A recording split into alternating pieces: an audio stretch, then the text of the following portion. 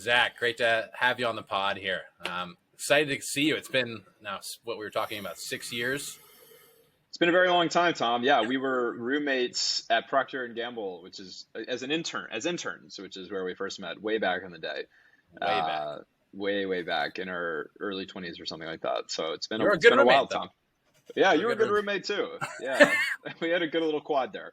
You taught me how to spice the chicken that I eat every night. You know, I was very early in my culinary skills back then. That's all right. I did what I could. But it's been a lot of fun getting to know you, Zach, and kind of having a first row seat over the years of sorts when we were at P&G together, and thereafter when you started building your marketing skill set, now launching your own media agency in Galactic Fed. So thanks a lot for joining us. Great to finally have you on. Absolutely. Happy to be here on the bell curve with both you and Jacob. Dude, so Zach, you've had a pretty fascinating journey to kind of set the stage. You know, you're the co-founder of Galactic Fed. You know, that's a company that's 160 employees now, you know, globally distributed staff, different cultures, you know, people in different roles. And very simply, like, how do you grow going from college all the way up to this point to where you're at right now? We'd love to hear your story. Yeah, so I've always known I'm interested in startups, entrepreneurship, this sort of thing. When I was in college, I started my first company. It was a drag and drop website builder called Rexy, similar to Squarespace, Wix, Weebly, those businesses. I had no idea what I was doing. Did a terrible job, I would say, objectively. Taught myself how to code. Made what I thought my co-founder and I built a really nice product. I think it worked really well. Got some users, built a small team.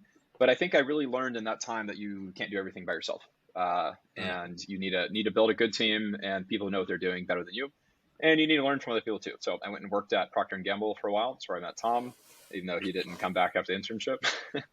I'm not a consumer guy. I'm a healthcare guy, Yeah, Zach. You know this. no worries. You know this. I know this. Yeah, exactly. Then I went and worked at Google for a bit, and then I worked at Toptal, which is a unicorn B2B tech startup, and then after those experiences, you know, two big corporate giants, one smaller, quickly growing startup, I felt ready to do my own thing again. So I started Galactic Fed, which is my marketing services business. At the same time, too, something that's been really important to me over the past few years is this remote work concept, which I'm sure we're all pretty familiar with now. I got into this scene in 2016, actually for a period of roughly 6 years, starting in 2016. I did not live anywhere, traveled full-time as a digital nomad, and built my company remotely as well. So at Galactic Fed, we have folks from around the world. I don't know the last count, 20-something countries. So diversity of cultures from the US to the Philippines, to Brazil, to London, to South Africa, everywhere in between. And it's been really fun to learn from the different working styles and cultures of people around the world there. I think that's made us a more rich company internally and allowed us to do better and outcompete people since we have that diversity perspectives at the business. But yeah, that's where we are now. Nice. And Zach, you've traveled a lot internationally. I know mentioned, you've lived in 56 countries, potentially traveled to more than that. How many countries are there even? 200? Are you 196 last I 192, 186, something like that. Yeah. Either way, in terms of the kind of focus that you have, so you have a passion for different cultures, different countries, travel. Is that also reflected in kind of the types of work that you like doing? Do you tend to find yourself more focused in the U.S. or kind of globally distributed, even in your client base? Yeah, that's a great question. I'd say we work with all sorts. I'd say we work with all sorts of different companies wherever they are. I'd say 80% or so of our businesses, our clients, are located in the United States, because that is where my personal network from a work perspective, as well as that of my co-founder Irina, is. And when we started the business, lots of our initial clients came from referrals, as many services businesses do. Now, at this point, we've diversified into cold outreach, email marketing, content, inbound sales, paid media, all the different channels that we do for our clients. We do for ourselves now, too. But all that said, we still do have a concentration of clients in the U.S. That said, we've had some all over Latin America, South Africa, some of the countries I just mentioned where we have employees. And we are always open to working with folks from around the world. And in fact, one of my favorite things is when we do have clients from around the world and I'm able to see their brands around the world. I remember I was in the Bogota airport in Colombia earlier this year, and I saw this just massive scrolling feed for this client that we have, which is an international banking company based in South America. I was like, we made that ad. That's made me proud, because especially running a digital marketing business, it's rare that I get to see the effects of what we do in the physical world. We see them on the internet sometimes, and you hear people talking about them. That makes you feel good. But there's something different about connecting with things and people in real life that is special sometimes. That's really interesting. And it's fascinating to hear you talk about kind of your network and where that seed kind of stage of your company started, which is based upon your network. I feel like since I've known you now for the past, 9 years, we're coming up on a decade of knowing each other. I feel like you've always been really good at kind of getting to know folks, networking, marketing. I think you've built like a strong personal brand, which is really lends well to the type of work that you do now. How do you think about networking? Like when you trace your journey from company to company and from role to role, how have you thought about building it and cultivating a network, and how have you done it so well to now have a client base that came initially from your network? Thank you, Tom. Yeah, I would say for me, networking, if you will, is really just, I've never really done that intentionally too much. It's more just, I tend to get really obsessed with some things for a short period of time, say 6 months or so. That might be traveling to a certain place. That might be learning software engineering or learning marketing or learning a new type of business or starting my own company or starting the next company, whatever it may be. And I find that when I get really obsessed with those things, I want to talk with everyone I possibly can about that and just learn and ask questions and dive into that. And I feel like doing that, showing that passion for whatever it may be you're interested in, you don't even realize at the time, but you're developing friends and you're developing trust and interest. Nobody likes anything more than having people ask about themselves, ask about you, and learning about you, and helping each other out. And I think that's what networking, if you will, is about.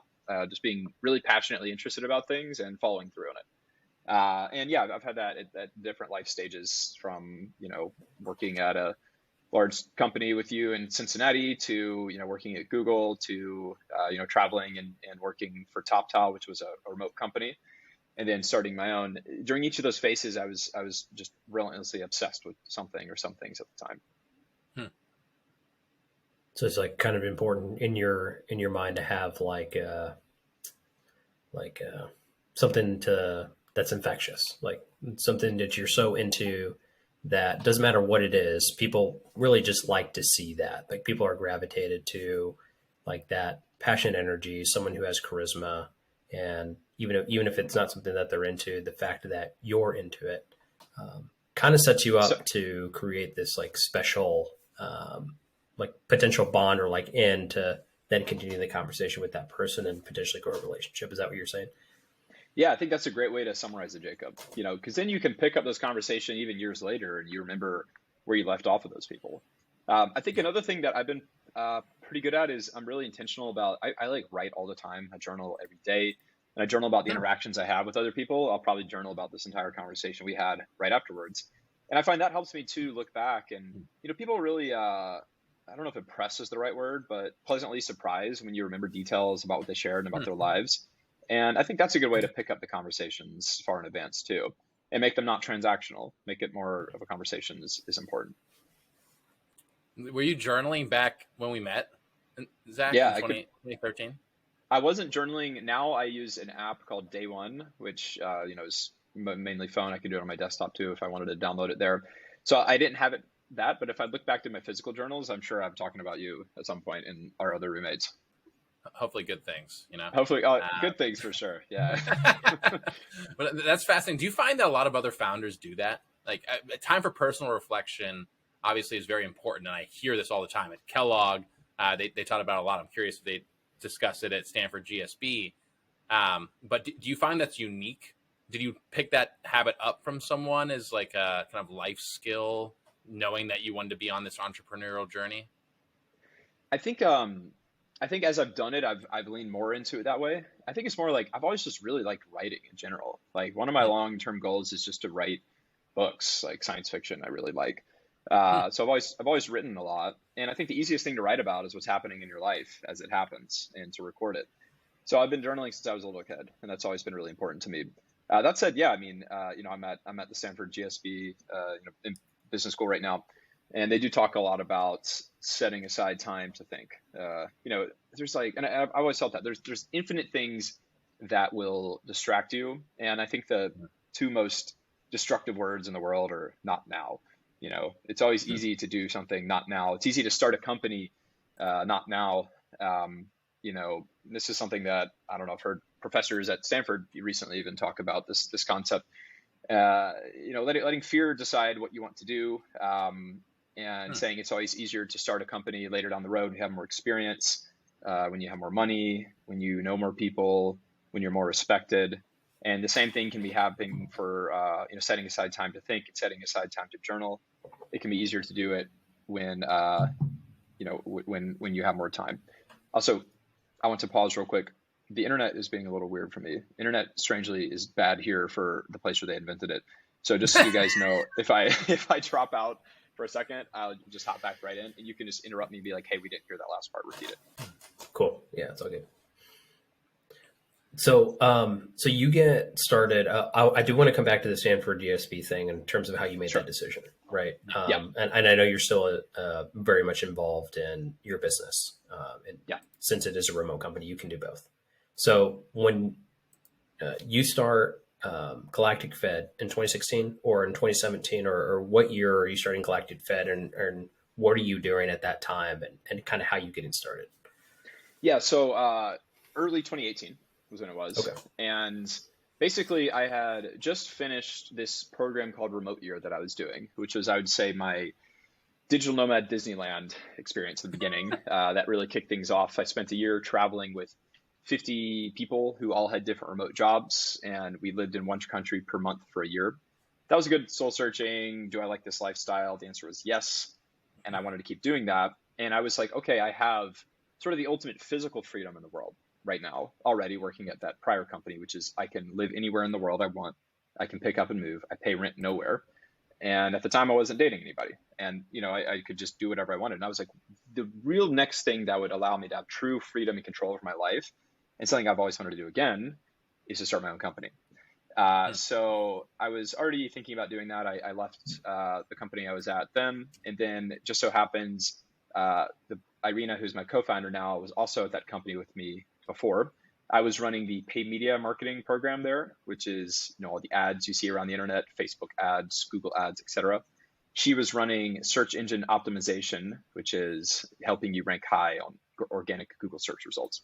So it was a natural fit for Irina and I to join up and start Galactic Fed together, since those are two of the largest spheres within the digital marketing world.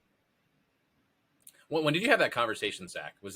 First off, was Irina on Remote Year with you, or how did you even come to meet your co-founder? So we actually met at this offsite for that company we were at before, which was really just like a chill at the beach in Florida and like ride jet skis and like drink beers and have a good time sort of thing. But I was like, awesome. Yeah, it was great. It was very startup-y vibes. Had a great time at that. But I was like, okay, this woman, Irina, is brilliant. She is a fascinating story. In fact, I think you guys should chat with her sometime too. She was a refugee from Romania when she was very young. She came here. She was a physicist at CERN on the team that recreated the Big Bang Theory in the Large Hadron Collider. And then she traveled by herself for a year or so doing odd jobs before teaching herself marketing. So we both had this sort of very rebellious ethos where we were always questioning things. We both traveled a lot. We were both digital nomads. So I liked her personally. She was a really cool person. So we were chatting a lot. And when I realized that she was leaving too, it seemed to be a natural fit there. And then we had it wasn't like a right away, we're doing this together, let's sign the papers. There was a bit of a period where we were testing each other, I would say. She came and visited me in Tennessee, and we hung out there. I came to Chicago, and we hung out there where she was living. And I think over that time, we really developed a friendship as well, which I think is extremely important in a co-founder relationship. I think, at least. I don't know how I could possibly start a company with someone that I couldn't joke with, commiserate with, celebrate with. And those are the things you do with friends. So over time, as our friendship grew, and then we grew as business partners as well, it became very clear to us that we'd be a good fit to starting companies together. So you guys start Galactic Fed basically with those two things in mind, right? you're going to do like Facebook ads, you're going to do stuff on like paid search, like pay-per-click type of stuff on Google. She's going to rank companies high on like search engine optimization, SEO, like which is mostly Google, or like in terms of most of that traffic. And we're like, those are the only two like services that you're like offering at that point, or are you and like how are you doing that? So it's like, okay, are we starting the company now, or were you like going and out and experimenting with like, okay, I'm going to try to see if I can, convince one of my friends or convince one of my clients, and then you talk to her, and it's just kind of like this thing that kind of organically grows into like, okay, crap, this is like a thing. We should start a company and formalize this thing. Yeah, so it was initially we both left our prior company, and we really were starting our own things on our own, actually. So I was starting a company that really had no name at the time, and same with her. Hers was like Land of Lincoln or something like that. Mine was Illinois, Chicago. Yeah, Okay. exactly. Yeah. Mine was Other Planet was the legal name, at least. And so I was just focusing, yes, on paid media. I was doing primarily Google ads, some Facebook, Instagram ads as well. I had probably 3 to 5 clients, after a few months of leaving, and she was roughly the same on SEO. And this was around the time when we were doing the dance of like, do you want to be co-founders or not? We were going to Chicago, going to Tennessee. Then I was in Europe for the summer, and we were chatting remotely from that. And then it made sense for us to join up together. And then, yes, at that time, we were united under one common brand. We bought the domain galacticfed.com. We made the website. It was pretty crappy at the time, but it was there. We've invested a lot more money into our website since then. That stuff adds up. And yeah, we were initially just doing paid media on my side, which I was running and building a team of, and she was running the SEO side. So it was a bit independent and siloed at the time. Obviously, we worked together on common brand things, sales, lead development, that sort of stuff. But as far as operations and fulfillment went, I ran the teams that did paid media. She ran the teams that did SEO. And those were the only services we provided. Over time, especially in the last, I'd say 3 years or so, we've expanded our services quite a bit. We do now every paid media channel. Again, first it was mainly Google and Facebook. Now we do TikTok, Quora, Snapchat, LinkedIn, Reddit, anywhere you can put ads, we do. SEO, we don't just do the initial SEO stuff we did. We write blog posts, we build websites, we design websites, we do email marketing. We built out a new vertical recently too that we call Growth Labs, which is sort of a catch-all for optimization and scaling types of problems that companies try to work with. So this may be conversion rate optimization, this may be building websites, this may be email marketing, design. That is a quickly growing function for us as well now, and we're continuing to add services lines as we grow and expect to see more growth in that regard. So Zach, how do you think about just like career navigation and progression? Because obviously we met in the beginning of our careers, where you spent a couple of years at P&G, then you spent some time at Google, and it's kind of moved on from there. How do you think, if you're putting on the hat or giving advice to someone in their mid to late 20s who has this itch, has this idea, wants to like incubate their own startup, how do you think about like the point in which you've kind of tapped out or like maximized the trajectory of your learning and you're ready to like launch something? Like how did you know when you were ready to just like totally pull the plug on corporate life and like go into your own thing? Yeah, so I think there's a saying that all careers make a lot more sense when you look back on them than they do at the time, when you're kind of like randomly flailing out to the next best thing you can do, which I think we all can relate to. And I think I did a lot of that in my early and mid 20s when I was just doing what felt right at the time. I think I never had some grand plan about one particular job leading to the next, and this is what I needed to do. I think what I really cared about, though, is I always prioritized stuff that would help me learn in the long run how to build a company, because that's what I really cared about. Now, along the way, I'd like to think I did pretty good for the companies that I worked for and added a lot of value there. But at the end of the day, if and when I felt ready to move on from a company, I was pretty comfortable doing that.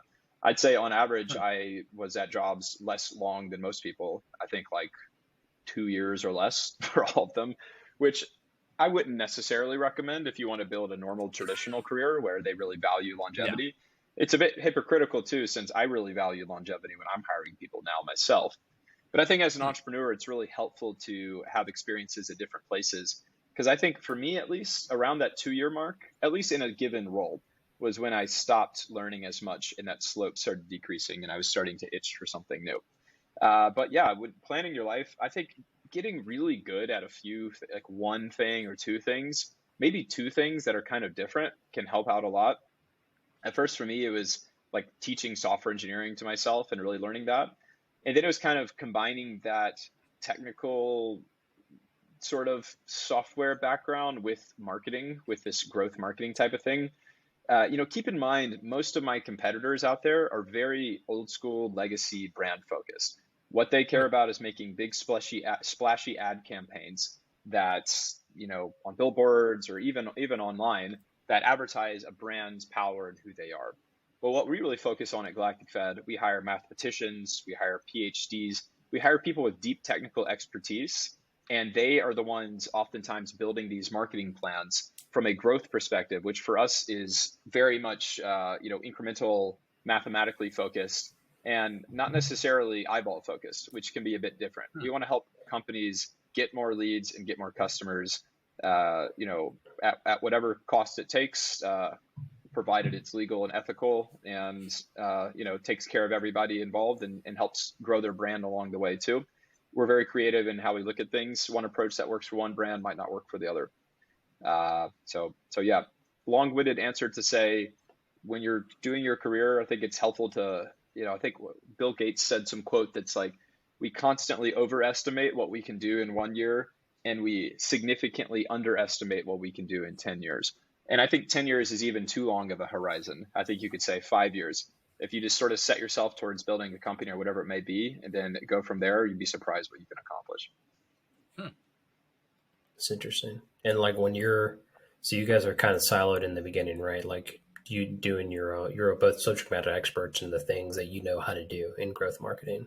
She's got her team, you got your team, you're working all on the business together. And then at some point, it kind of feels like the whole company comes together at some point, right? So it's like if you're going to build a business to 160 employees and be distributed, like there's a lot of things that need to be put in place in order to make sure that your foundation is good. So we're talking about things like company culture, an actual brand, and you come into Galactic Fed, you onboard, you're getting ready to work, and it feels like you're a part of something. Like how do you start that? How do you get to that point? How do you think about it? And how do you execute on that? Like now, making sure that all the employees that are involved feel a part of something, especially with this very distributed workforce. We're starting to see like companies want to have all of their employees on site, right? Like basically flip-flopping from what they said in the pandemic. You guys were distributed first, like 2018, when not a lot of, or like no companies were doing it, when it wasn't cool yet. Then it became cool, and then you're going to stay cool, right? With what you're doing. How do you keep that magic, that soul going and alive? And is that like a learnable skill, do you think, that other companies can learn as well?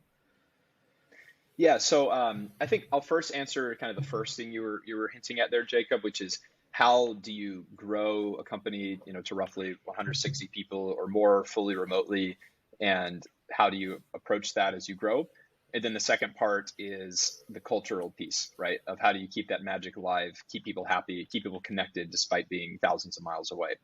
So on the first one, when new entrepreneurs ask me about this, I always say, especially at least in kind of my type of space, say doing client services or something, it really, and this works for products too, it's from when I built a product business, you grow in like stepwise functions of what you're doing. So at first, when I was building Galactic Fed, it was me doing everything. I guess Irina too, in her own fashion. But I was talking to clients. I was building their ad campaigns. I was doing sales. I was hiring people. I was trying to do our books. Did them terribly, probably back then.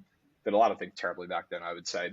And then, we moved on to a phase after that when we were making some money and I can invest in, okay, now I'm going to hire people to do the actual marketing fulfillment work. Like they're the ones in the accounts changing things. I'm still giving them instructions, but they're taking a lot of load off of me because that took a lot of time.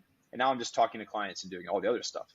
Then finally, we got to the point where I could hire people to talk to the clients instead. Now, let me tell you, that was a big change. That freed me up to do a lot of different stuff. That was a big stepwise change as well, because then we had people running the accounts and people talking to the clients, managing the people running the accounts. So I could do a lot more sales at that point, which really helped our business take off a lot. That was a big stepwise function for us then. Now, of course, the next logical phase was when I hired salespeople. And I think that is a stage that I've noticed that lots of services businesses, especially ones in my industry, for some reason just don't get right. They have a really hard time uncoupling with the brand they've built personally around this business they built and how proud they are that they get all these referrals and they love talking to clients, talking to customers, and they just get this pride of this, which I completely relate to and understand. It's fun to get to know the customers you're helping. But if you really want to grow, you have to hire people to do that for you. And you have to be able to trust them to take that final step away from you also. And we went through quite a number of folks before we found a really great sales team. And I really love the people working at my company now in our sales department. They're really impressive, really smart, really technical too. And they know what they're working on there. So anyways, that was a really important stepwise function as well. After that, that's when we really started to take off, I would say. We were able to start doing, further function changes too, of investing in marketing for our own brand, really building out a better HR and predictable finance departments, smoothing out a lot of the edges around our brand development and such. But I'd say those were some of the steps that we took to get to where we are now. Not all those things happened at once. Maybe they could if you weren't a bootstrap business and you got a lot of capital up front. But I personally was really happy with the journey we took doing it along the way and learning how to do each of those things, so that now when I'm coaching and helping people on my team, I can say I was there too. And I know what it's like to do that job. So that leads into your second question, Jacob, which is around building that culture and how do we keep that happiness and that magic alive, despite the fact that I have never met the vast majority of my team in real life. Neither have they met each other in real life, except for some of them who live nearby and do meetups, which I always love to see. I think, it's certainly possible for a company to be not remote and then become fully remote. I've seen it happen. I've coached some companies that have done that successfully. But I think that it's easiest for sure to start a company fully remotely from the beginning, because then all of your processes, all of your systems, the people you hire and what they care about all reflect that value of it's okay that we're not going to see each other in real life because we like this quirky, weird way of doing things, which especially in 2018, when I started this company, was the case. It was weird to work remotely. Some people didn't like the idea of not going into office and not meeting people in real life. They needed that connection. They needed that handshake, whatever it may be. And I think that reflected in the types of people we hired back then and still do, which tend to be kind of like quirky, like oddball types of individuals. Like I would associate myself with that. And I think that's made a really, I'm glad you a said really it, not fun. me. Zach, Of course. You saw it when we lived together, man. I think that led to a fun culture we have internally where we really don't take ourselves too seriously. People are very okay talking about themselves. Every quarter when we do like our pay media all hands and we do like a show and tell item, people share the wildest things, like an ancient mummy. Someone shows a new tattoo that he gets like every quarter just ahead of this call. Hot sauce collections. People are like, here's the beach that I work on every day. And I feel that when you work remotely, if you're doing it right, you actually get to know people better in some senses because you come into their homes with them and into their lives. And you don't have this like siloed, stale sort of interaction that I saw at some places I worked previously, where people like bring this different self to themselves. Like they have a different work personality than they do at home. And that's kind of hard when you're sitting at home or when you're traveling or however you may want to set that up. You really bring people along in the journey with you, which I think is cool. That said, of course, we've had to do some things intentionally to make sure that happens. We build really tight systems around like operations and predictability for what people are doing. So on the work side of things, pretty much everything is blueprinted and documented. We call this like the Galactic Fed way is our little acronym for it, or GFW. So we build these GFW templates for everything, from the way that we, onboard a new client to the way that we offboard them, from the way that we send an invoice to the way that, when a client has a problem with an invoice, we respond to them cordially and such. Every single process that we do is documented. So that I think this is really important, especially in a remote company as you scale, because in the office, you can kind of like look over someone's shoulder and be like, hey, Tom, hey, Jacob, this is the way that we typically do this. But when you're remote, you need to operationalize and scale like human interactions in a way that says, this is the Galactic Fed way that we do those things. And I think the best way to do that is writing it down. So we write a lot of things down. I think that reflects in my ethos of liking to write too. We're also a very written focused company too, where we don't do a whole lot of phone calls. I really believe heavily in giving time back to people, trusting them to be adults and get their jobs done, communicating Slack, ClickUp, and those tools instead of like constant recurring phone calls. There are director level folks at my company who have 1 hour a week of referring calls and nothing else. And I like it that way. I myself do all my calls on Wednesday afternoons, and that's it. We're doing this call right now on a Wednesday afternoon. That was a lot. I'll pass it back to you guys. Zach, no, this is great. Awesome. Also, I'm thirsty. Me too. This is why I missed you, Zach. This is it's good. A lot of water. So I have to ask, because I find this absolutely fascinating, that you mentioned the flexibility that remote year and other travels afforded you, and that kind of starting your own company was the ultimate form of like flexibility and lifestyle kind of control, right? So I find it fascinating. Where'd you adopt or kind of concoct this idea of like the Wednesdays are my only phone call days, and how has that turned out? Yeah, so this is one of the most like not controversial, but just like interesting thing that when I tell people about the way our company works, I will be clear, like people, especially on our client relations and sales teams, do more phone calls than that by nature. You know, I don't think we could tell everybody that we don't do phone calls with them. But on the most part, our company is a very, very anti-call company. And when we do calls, it's a lot of Wednesdays, maybe Tuesday, Thursday, almost none Friday, Monday normally. For me, that came from, it's Irina and I both, we just really value the utility of writing a lot. We both are interested in writing. And I think that when you write things out, it automatically becomes documented and it's there and it's easy to look back on. And I think that's especially important too in a remote company where you need to reference things. And since we have people working, by the way, in every major continent besides Antarctica so far, we work asynchronously too, which I care a lot about. I know companies who hire people remotely. However, they make their folks in, say, Japan work on the same time zone as they are in New York. And that's just inhumane, I think. We'll hire people in roles, and some roles are time zone specific, especially those that are in, client facing roles, but most of them aren't. And we say, you can work on your own time zone and that's completely okay with us. Now, the consequence of that is phone calls become more difficult. So this kind of naturally led to this need for us to minimize and chunk up phone calls on particular days. So this need to have people around the world in different time zones naturally led for us to desire an asynchronous environment where people can work on their own times and they can work on their own time zone specifically, which led to a minimization of calls, and when they do happen, maximizing them in a certain time frame, which is typically Wednesdays. I also believe that I remember I read this essay a while ago by Paul Graham, who's the founder of Y Combinator, which is a big startup incubator out here in Silicon Valley. And he outlined this like concept of manager's time versus maker's time that I really liked. I consider myself more a maker in this regard. And what this says is, the managers, I think that the concept, the comparison he was using was like venture capital investors versus startup founders. The managers divide their times into 30-minute increments on their calendars, and everything needs to be divided up, and what's happening, bing, bang, boom, every second.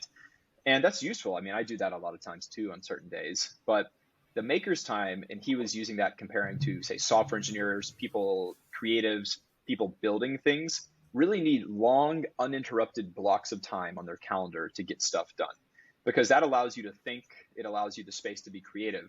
And even just one call or one obligation in the middle of those chunks can really screw it all up, in my perspective. So I just loved having 6 days a week of maker's time. It was fantastic. And I recommend anyone to do that at least one day a week if you're able to do it. You'd be surprised at what you can get done if you still set yourself to work, but you have long, uninterrupted blocks of time. I love that. And Zach, did you notice like all the press recently around companies trying to move to a 4-day work week? And do you think we'll ever move to that? That's a good question. I think there are merits to it. It's not something that we try to Galactic Fed, and I'm not sure that we will anytime soon. Especially since we're working with clients and businesses who are not on that, so it wouldn't make sense for us. I think what really matters at the end of the day is that people are that being rewarded based on their accomplishments and their impacts within their role, not necessarily the time they put in. So this is something that though we don't have a 4-day work week at Galactic Fed, we give people lots of flexibility to schedule their own time, whether that may be this 2 hours a day, like in the middle of the day, or like a workout class, or they need to pick their kids up at a certain time, or maybe certain days they don't come into work until significantly later because they have some other thing they want to do. We're very cool with that. So yeah, I think we're very flexible with our employees around scheduling blocks of their own time during the work week to take off when they want. And, at some point it's possible that society will move to a 4-day work week or even a 3-day work week. I don't really know what the future holds. I think right now what's most important, though, is that companies recognize that people are humans and they have their own schedules and wants and needs and different ways of getting things done, and allowing them to set that up however makes the best sense for them within the sandbox and confines of the company's setup and what needs to happen, whether that be a 5-day work week, whether that be Wednesdays are typically the call day. I think the company can set the rules, and then the employees should be able to play within that and get things done on their own way. I like that. And one more question on the talent model here, Zach. So really interesting how you've constructed a model that I think allows for and almost embraces diversity of geography, culture, style, all of that. I think it's fascinating to kind of hear how you've managed that and how you think about maker versus manager time. What are your thoughts on how COVID impacted your business from a talent model standpoint? Did it change the profile that you like kind of adopted as in your new hire profiles? Did it increase the willingness of folks to join a remote only company? I'm really curious to hear how that kind of impacted you guys. Yeah, so I think like most businesses in the world, COVID was tough, right? We lost 35% of our customers in a matter of weeks, Wow. and then more trickled after that. It was a very tough time for us. I mean, people weren't advertising in the beginning, and that's what we do. I think that Irene and I were faced with a tough choice in that moment of obviously our friends and other business owners were really recommending that we lay a lot of people off. And in fact, lots of my friends did unfortunately have to make those decisions. One friend even laid off, I think, 100 of his 105 headcount companies, so nearly his entire business. But we made the decision that we had built this team and this culture that we just loved and we cared about. And we knew that it really might not be the same ever again if we had to let go of a bunch of people. So despite the obviously financial situations we're in, and trust me, we were applying for every loan and hustling old clients who had year-old invoices they hadn't paid, whatever we could do to get cash at that time. Luckily, we had a decent war chest we had saved up, but we made the decision not to lay anybody off during that period. And I was really happy that we did that for many reasons, of course. I'm glad we were able to take care of the team. But from a purely selfish business perspective, too, it worked out great because things bounced back quicker than anybody thought. Companies decided to go way more digital in their marketing. Who was looking at billboards or subway ads during that time? And people were buying lots of things at home, especially consumer products. So actually our business really rebounded quickly.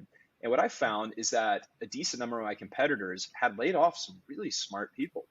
And then I was able to scoop up some really great talent in that regard from these folks who had been disenfranchised from these businesses who may have treated them poorly in the past, and then, oh, by the way, also laid them off the moment they had to with no remorse. A phrase that comes up sometimes internally, I have not coined this. There's some people at Galactic Fed have called what our company culture is corporate refuge. All these people who are working at these big companies that were very stale and didn't treat them well. Galactic Fed feels a little bit more utopic than that, where people just have fun and are able to be more chill. And I think that we haven't changed our talent profile too much since COVID in regards of the types of people we look for. We have a very rigorous hiring process that focuses on people doing, assessments and kind of proving their technical capabilities through tests before moving on to the personality types of rounds and the role plays. But we still look for that sort of hungry ethos, casual, fun, interesting, curious, low ego type of person that we've always sought for, and who I always think is the best type of remote worker, especially those who are willing to communicate with people who are different than them is really important for us, both from a client services perspective and, of course, the fact that they'll be working with people around the world. So yeah, talent profile didn't change a whole lot, but I think our opportunity to bring more people in did, now that more people are open and curious about remote work. And Zach, how do you, so you're, like 4 years into your business now, how do you then jump off and make the decision, you know what, I'm going to go to Stanford and I'm going to get a MBA here. And, this is strategic for me and this is strategic for the business long term. How do you make that decision? What was the reasoning behind that? So for me, I'd like to make it clear that my number one priority now and always will be Galactic Fed. And so if something came up where the business needed me and I could not juggle this obligation to be at Stanford, then I would go back to Galactic Fed immediately. That said, I was really thinking during COVID, especially about the possible utility of going to business school. Keep in mind too, from a personal perspective, at this point now, I have, my last 6 years of traveling full time. So personally, I was also just looking for a change of pace and building a physical community with people that I like and that I feel are peers and that I get along with well. I'm like, if I'm going to move somewhere, I don't know, there's lots of ways I could do this, right? I could go to Bali and hang out with a bunch of other nomads. I could go to like New York and like do that whole thing. There's lots of places I like around the world, but I really want to be intentional about it and build like a community of people who are also looking to build a new community, a new set of people. And business school just seemed really cool. It seemed like a good way to meet people and a good way to help the business as well. Obviously, I've worked at some cool and interesting companies before starting my own, but I really did want to round out what I understand from a larger, macro financial, operational, strategic type of level. Like see what people do. Like what is normally what people do. I've made like all this stuff up as I've gone. Like I have no idea what I'm doing normally, and just kind of like invented. And it's worked out pretty well so far. But it's kind of interesting to step back sometimes and see what people do. That said, too, I thought, Stanford's a great place to be. I really like this school. Being in the middle of Silicon Valley is helpful for me, too. Lots of our clients are based out here. I can pop up to San Francisco, which is just, 30 to 60 minutes away, depending on traffic. Lots of clients out there. We also partner with a number of private equity and venture capital firms. Some of them are based in the Bay Area. Haven't done this yet, but looking to do presentations with them. Not to mention Google, Facebook, Twitter, TikTok, Quora, Reddit, Snapchat. All these companies have headquarters in these areas too, and oftentimes they're doing agency type days, agency events, and things like that. It's just useful to be in the area too. So all that said, I think it's been absolutely value gained to myself as a person. I love the people here. They're so cool. I'm having the best time. It's like being in college again. It's really great. And by the way, the time commitment is probably roughly the same as when I was like nomading around, roughly the same time commitment as traveling the world and having fun around the world. So I feel like I'm still committing just as much to Galactic Fed. And in fact, I'm adding more value there. We've gotten referrals from people here, new clients, and I hope to continue to grow that. Really love being in one place too. I mean, like I have some plants, they're fake, but looking to get real plants. I have drawers. That's a big one. Like a bar of soap. It's the little things you wouldn't expect make a big deal when you live somewhere for the first time in a while. I like that. If you're going to establish a physical presence in one spot, it makes sense to do so in an area that's complementary to your network, your client base, and that fosters relationships similar to what you had at Remote Year, right? Which is like-minded remote workers. Now it's like-minded kind of business leaders, startup co-founders. How many folks in your class, Zach, are fellow business co-founders? Is it like a pretty sizable chunk? I'd say it's sizable relative to most MBA programs. I'd say it's still a minority of the Stanford GSB class here. Though I would say a lot of people, the majority of people here, like the vast majority, want to start companies and are already interested and or experimenting on things. I think that's something that Stanford really does well. It's in the water here or something. Maybe some of them are just saying that because they feel like they should. but it's almost like uncool to not want to start your own thing here. And I think that was one of the things that really attracted me to Stanford as well, is that that's kind of like the shtick that they do at this business school in particular, is starting businesses, scaling businesses, leading businesses. Of course, every business school wants to do that, but it's especially present here. And I think that's one of the strengths that Stanford has. It's awesome. Zach, as we kind of close out here, I know we're coming up on time, any advice that you would give to folks who are, either coming right out of school or looking to make a change and are kind of thinking of making this entrepreneurial jump? What kind of, what are the top 3 things that you would tell them or give them that would kind of help them make the transition and help them on their journey there? I think I'm going to say by far the biggest one, and then kind of make up 2 other ones. For me, by far the biggest one is this thing of like not letting fear dictate or delay your decisions. Like, I cannot tell you how many friends I have who've been telling me for the last 10 years that they're going to start their own thing. And I really believe they will eventually. And I believe in them and I hope they will. But it's just so seductively easy to push things back. And you can't let yourself do that. Start small, start something. You'd be surprised what you can accomplish. You'd be surprised how clear the air is up top once you finally poke your head up and look around and try something new. Because frankly, most people aren't. Most people talk a lot and they just don't do it. So just try, just give it a shot. And even if you fail, people will really respect that you tried. That's the biggest thing I have. I don't know, beyond that, work remotely. I cannot emphasize how much it feels like you escape the matrix when you at least work remotely, even if it's just from where you are. If you can just have the freedom and flexibility to set up your life schedule how you want, it changes you. It changes you for the good. It makes you feel more like a human really should. And I appreciate that. And finally, I would say a co-founder is important.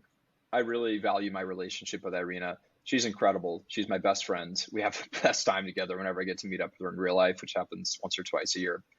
And having someone with you along for that journey just makes it better. It's like watching a movie by yourself versus going with friends, or going to a theme park alone versus going with a friend. Having those memories and looking back on them is almost as important as all the other rewards that come with building a company. So it's all about the people. It's all about your team, whether that's your co-founder or the other people that you started with. And keeping that in mind, I think that it's really a human thing you're doing here will really make the experience more valuable in the long run. I like that. That's Zach. awesome. So I have to ask a marketing question. So growth marketing, Sure. Growth hacking. What do you think Mr. Beast does really well as a growth marketer? I think he has a great personal brand that people relate to. I don't really connect with the guy too much, but even I know who he is. I think that marketing at the end of the day is telling a story. And there's nothing that people relate to more than a narrative. I've learned this myself in writing, some stuff that I've tried to write, in doing marketing for myself and for clients. People care a lot more about a person telling their story and maybe narrating that, whether, he narrates a lots of the stuff he does. I think that's so much more valuable than just talking about the thing in the abstract. If people really relate to you as a person and maybe a brand, if people really relate to you as a person and not just you as a brand, or maybe your brand as a person or a mascot, I think he and other people like him do a good job of building that sort of following. I like that, Zach. I feel like you've always built a good brand as someone who kind of models this remote lifestyle. And do you think that's lended well to kind of your recruiting engine here at Galactic Fed? For sure. Yeah, especially initially. We had lots of, I won't say lots, but a decent number of employees who were like, I literally found your company because of you, and I want to know you as a person just from seeing the presence you have. And I'm like, wow, I literally don't think that much about what I post online. So that's kind of a good reminder that people actually pay attention to these things, and yeah, you'd be surprised who cares and who looks up to you. Sometimes you'd be blown away. And I think that comes with just sharing those stories to begin with. I like that. Zach, so great having you on, hearing about everything you've been doing, scaling Galactic Fed, and really kind of, as you mentioned, hacking the matrix and doing things differently, and really embracing change and not approaching new new ventures and new ideas and new journeys and adventures in life with fear. So so great having you on the pod. Really excited to have others hear your story. Absolutely. Tom, Jacob, everyone listening on the bell curve, thank you so much. This is a treasure and an opportunity to be on here. Thank you guys. Appreciate it.